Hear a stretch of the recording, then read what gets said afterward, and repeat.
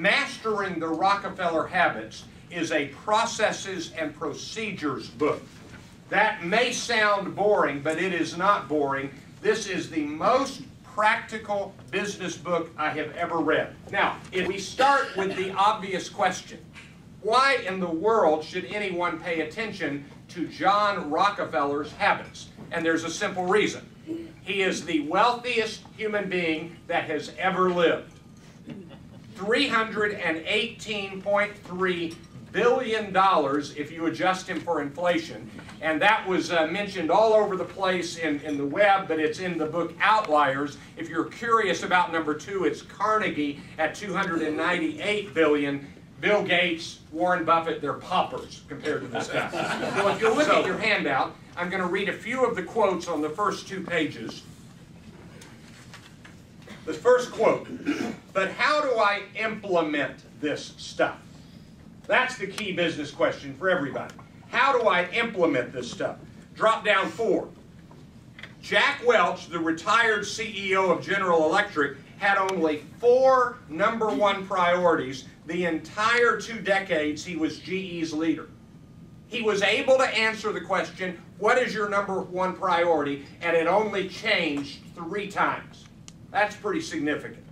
The next quote, "You don't have a real strategy if it doesn't pass these 2 tests.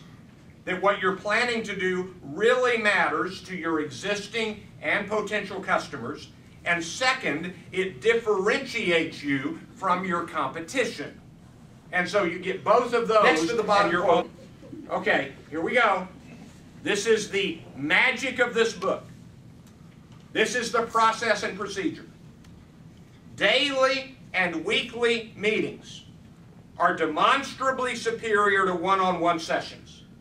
People will give one person excuses that they never tried before an entire group where confrontation is likely. I'm also sold on the value of the collective intelligence. All right, let's go to the next pages. We'll do this pretty quickly. I always try to summarize the book in a box.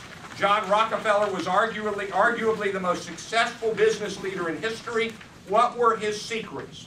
It turns out he had some true, regularly practiced habits. Habits from which he never deviated.